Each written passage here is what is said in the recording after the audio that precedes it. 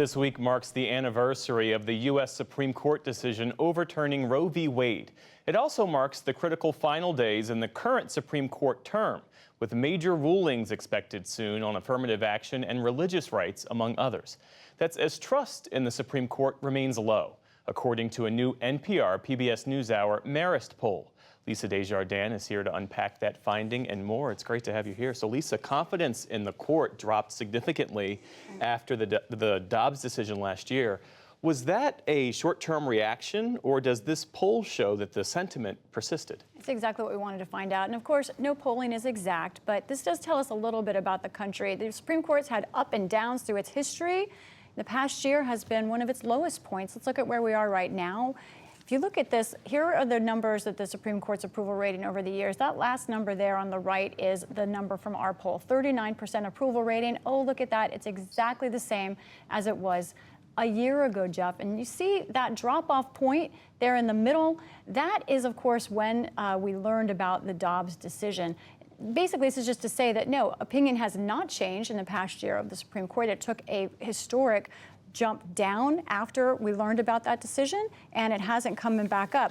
We did find some interesting outliers in this poll. To me, polls, you got to look at the broad kind of sweeps here of it. And I saw something in the politics and gender of how people react to the Supreme Court. Let's look at some of these numbers. Now, the group that seemed to have the least amount of confidence in the Supreme Court, of course, Democrats. That's not a surprise. This has always been a political sort of question. However, what was surprising to me, if you look at the bottom of these numbers, Republican men were the ones that had the most confidence by quite a lot more than Republican women. Those Republican men are really the ones who are backing up the Supreme Court the most. Now, has anybody's opinion about the Dobbs decision itself changed? Let's look at that. Here's where we are in our poll right now. 57% of Americans, a clear majority, opposed that decision to overturn Roe v. Wade. What was it a year ago? Let's look at these numbers.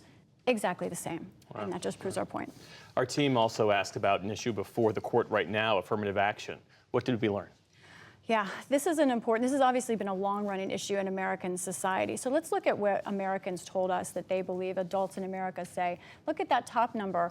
We asked, should those programs be continued? 57% of American adults said yes, they believe affirmative action should be continued. Again, the outliers tell us something. Trump 2020 voters, Jeff, look at that number.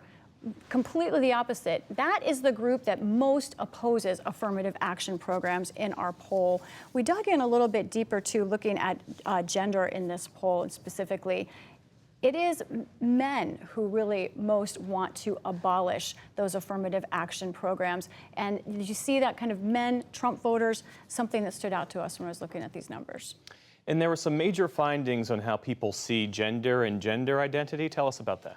This is not just a cultural issue, but it is increasingly, of course, a political issue. So we asked the question of, should gender be the sex that is on your original birth certificate only, or should people be more open? Is that an out-of-date concept? When we asked all adults in this country, only 36% said that it is an out-of-date concept.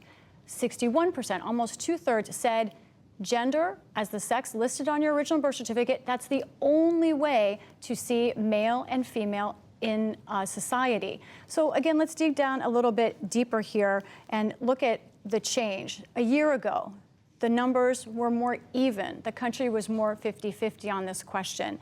No surprise, this is something that's been on the headlines. In particular, Republicans have been pounding away at this. It also came up in a hearing today in the Senate Judiciary Committee. The Human Rights Campaign president back and forth with a Republican senator. Let's listen. And how many genders are there? I think the gender is expansive, and the definitions are always growing. Today I can tell you, I talk to young people that talk about non-binary as... More than 5? I think the gender is not a binary. There's an infinite number of genders? In our poll, most Americans said they see 2 genders, but obviously that is a conversation that we heard just today in Capitol Hill. Lisa Desjardins, thank you so much for that analysis. And this poll is on our website. You're welcome.